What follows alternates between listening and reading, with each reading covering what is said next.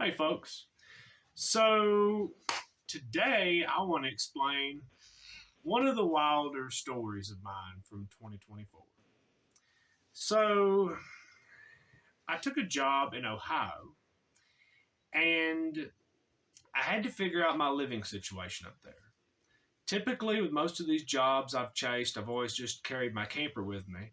But up in the colder parts of the Midwest, the camper or RV parks don't always stay open that long. And originally it was supposed to be between a 6 month to 2 year job. So thinking longevity wise, probably be better to find a roommate. So I decided to go on Facebook Market and find a roommate. Now, hold up. Normally I've had pretty good luck with it, but not so much this time. Let me explain. So I found 7 leads. Texted each one of these people, said I'm shopping around, I'm a construction dude, I'm gonna be up here for a little while, I want something that I can rent, not too many problems or whatever, I don't take up much space. So I talked it out with 7 of these people. And there was one dude that sounded a little sketchy, and then this other dude, just by the way he was texting me, I could tell he was a little on the different side, but trying to be open-minded, trying to not judge the book too harshly by its cover before I start.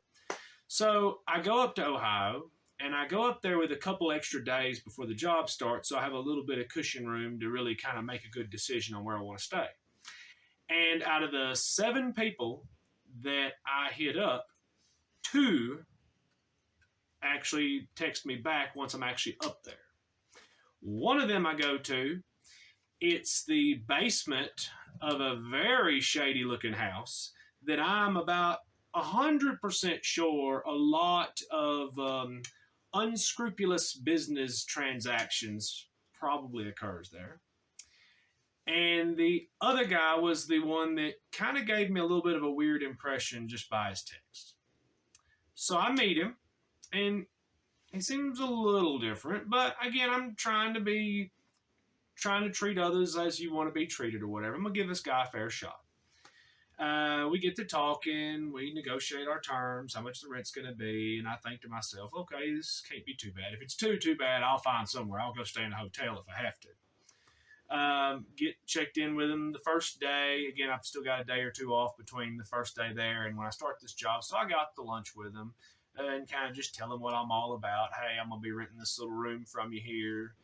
And he obviously, just from his text, he had a very effeminate kind of vibe to him. And that's cool, whatever you do your life, I do my life or whatever.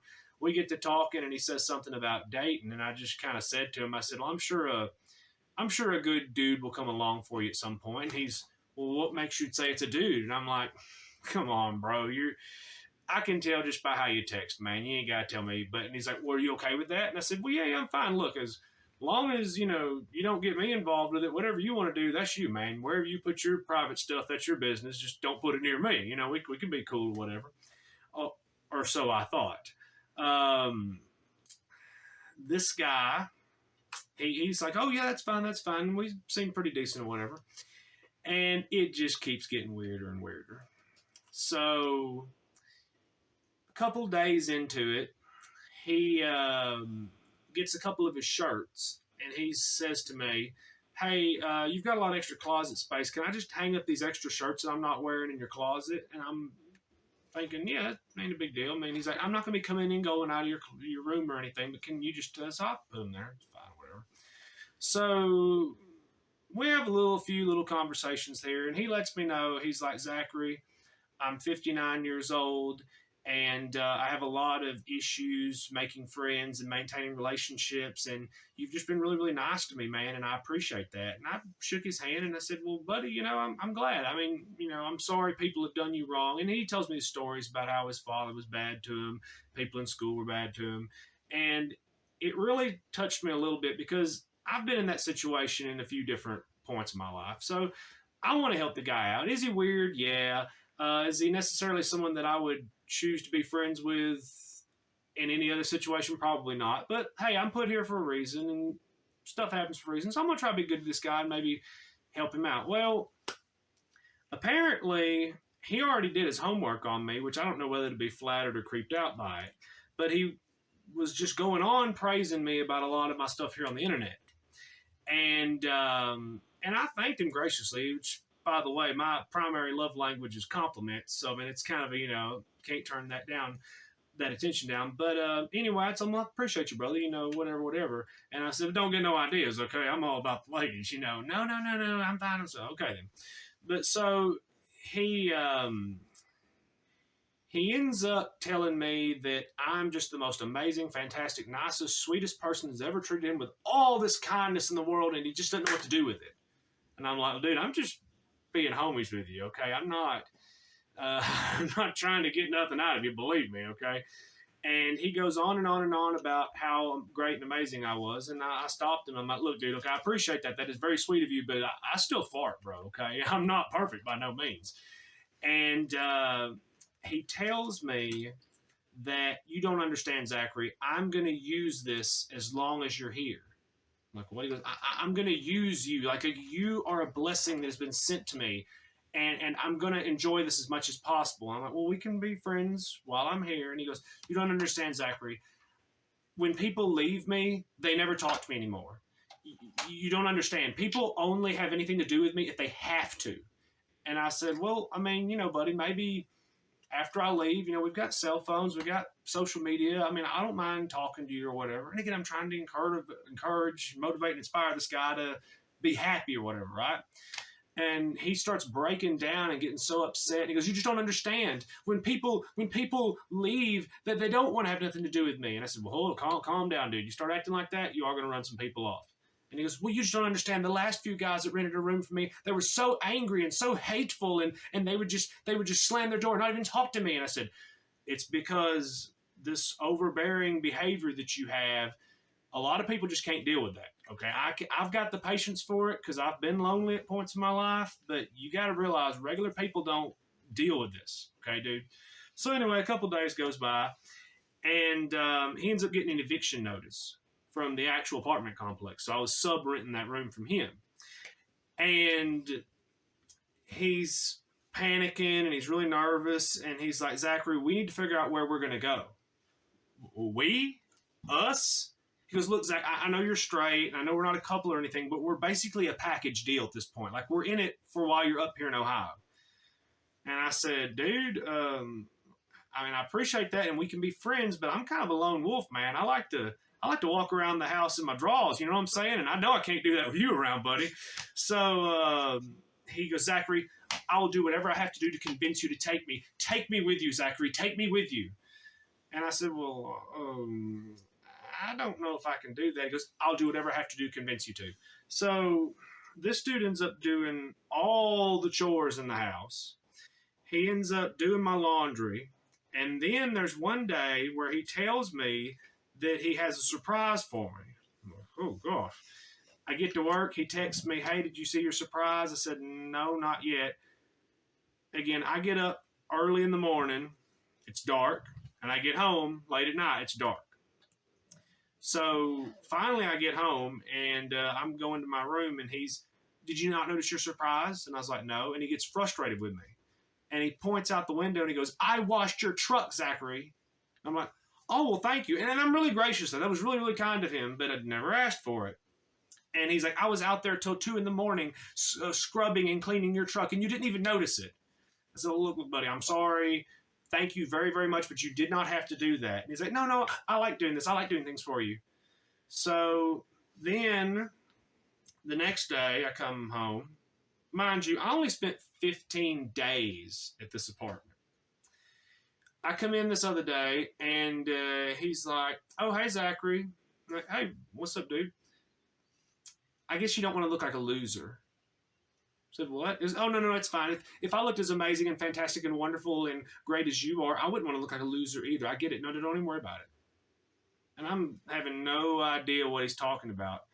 Then he's like, the shirts, Zachary, the shirts that I put in your closet, you said some of them looked cool. And I told you could wear them, and you didn't even try on any of them. And I'm like, oh, well, he goes, no, I get it. You don't want to look like me, okay? I get it. So I just grab one of the shirts. I'm like, no, this is a cool shirt. And I just kind of hold it up in front of myself. Like, yeah, I could see myself rocking this. And he just is enamored. And it's just, oh my God, Zachary. Oh wow, it's like you look like me, but 1,000 times better than I could ever look. And it's just fantastic and amazing and wonderful. And oh my God, this just fills my heart with so much joy. And I was like, well, kind of like the little internet meme kid in front of the computer where he does that, you know? And so I was like, well, and I hang it back up. And at that point, I knew I had to start working on an exit strategy. Well, I put that up, and of course, he's doing all his chores and everything. And he's like, I got another surprise for you. And I'm like, what is it? Well, you need to look. Don't see anything. Usually, when you hide a surprise, you put it in plain sight. He gets mad and yanks the freezer door open and grabs a pile of pizzas, and beneath a large stack of pizzas, yanks out my favorite candy bar and slams it on the table and goes, you're lucky that I'm not your girlfriend. I would be furious right now. I'm like, well, you've never been my girlfriend anyway, buddy.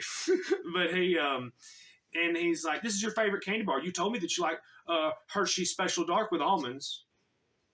Pause. By the way, any of my fans, subscribers, friends, or loved ones that watch my content, that is my favorite candy bar. It's very rare. It's actually very hard to find. So if you ever want to give me anything or send something my way, Hershey's Special Dark with almonds. Now back to our scheduled programming. He gets angry because I didn't find this surprise that he hid under a mountain of pizzas. A couple nights goes by, and he, myself, and one of my sisters end up eating together that night. And he lets us know I've been alive for 59 years, and I've only made 4 real friends my entire life. One of them was somebody from 30 years ago at a Kroger. Another one was someone I worked with at Amazon. And the other 2 are you, Zachary, and your sister. And me and my sister both kind of look at each other, and he says, you don't realize you and your sister are 2 of the kindest people. And in my mind, the record scratches. Whoa.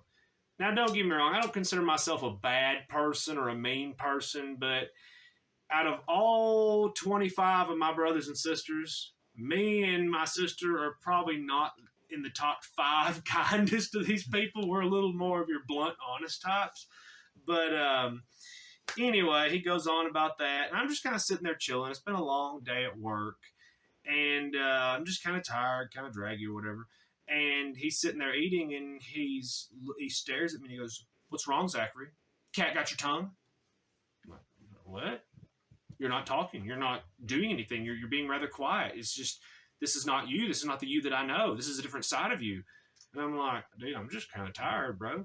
And he's like, no, but, well, I guess I'll have to learn how to accept this because, I mean, this is just a part of you that I don't know, but it's a different part, but I guess I have to learn how to like it because it is a part of you and everything about you is amazing and fantastic and wonderful, and I'm just going to have to accept that. I'm just not used to this. This is a different side of you that I've never seen before. I'm like, dude, I've known you for, again, I stayed at this place for 15 nights, so at some point less than 15 days. Well, then anyway, I finally get approved for an apartment that's much closer to the job. And again, I tried to let this dude down gently. And I'm seriously going to be at least friendly with him, correspond with him, and try to help him a little bit, try to do the Christian thing, the good-hearted whatever, you know, the do unto others. And it's just not working. No talk with I have with him works. So luckily, I get off early one day, and he is asleep in the middle of the day.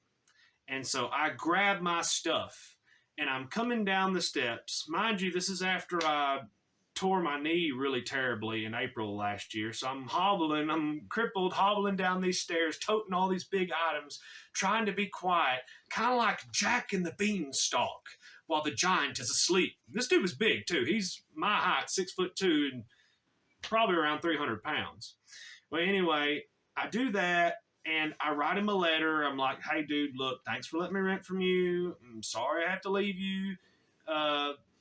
Be happy, bro, and hit me up sometime. And then there was a ring that I wore, and he complimented me on it one time. So I took it off, and I said, here, and I wrote in the letter, take this as a token of my gratitude. So I gave it to him, hoping that we could just kind of be like pen pals or whatever. And I'm hoping that maybe I've given him a little bit of positivity where he can be a little bit better in the future. Okay. I don't think this dude's ever going to do better because he had far too many self-defeating, negative self-fulfilling prophecies where he would just constantly discount himself. So with that attitude, he's never going to do better. But so I left, and after he wakes up, I get a 3-page email about how terrible of a human being that I am. And all I can think of is, wait a minute, you first said I was the greatest thing since sliced bread, and now I'm the devil, I'm Satan incarnate. So what is it? And then he continues to blow my phone up with texts about how terrible I am. And then a few days goes by, and he knew where one of the jiu-jitsu gyms I trained at was, because, again, I was trying to help him be social, trying to get him out in the world. And I took him with me to practice one time, which I guess now thinking about it, he probably really enjoyed watching the practice there. But he shows up to one of my jiu-jitsu gyms to confront me, and there's a couple other little things I had left, like a coffee pot and a couple things. And he brings them and he puts them in my truck, and he comes up there and he starts crying and screaming and pointing at me while I'm trying to practice. So I walk outside with him, have a little come to Jesus talk with him, like, dude, why are you stalking me? Well, you just left and you did this and you did that. And so I calm him down. I tell him, look, dude, this is getting crazy level. Please leave me alone. And I will talk to you. I'll be nice to you, but you've got to leave me alone, bro. This is getting too crazy. So anyway, after that, I have to endure a couple months worth of burner phones, getting a bunch of texts from some crazy burner phones. It's him. Then him from his real phone telling me that I owe him back rent and electrical pay. And then, of course, there's all the burner Facebook accounts that have been spamming me up, that he went on my business profile and gave me all these negative reviews and put the little cry emote on everybody's positive review on my business page, both for Facebook and my Google page. He then decides to, each time we delete and block a new burner account, he makes all these other burner accounts on YouTube also. If there's ever a video that's downvoted, I can guarantee it's probably him. He then decides to start harassing my mother and a couple of my siblings via Facebook until he eventually just becomes a joke and we all start laughing about it. Well, finally he gives up. And then I actually get a text from him on my birthday, wishing me happy birthday from his real phone. And at this point, I'm just like, this dude's insane. I tried my best with him, but he has proven to me he does not want to be happy. So I just said thanks, and then I blocked his number. Gave him a little bit of the credit of like, hey, at least you thought about me, but dude, you're going to have to find someone else to mess with that.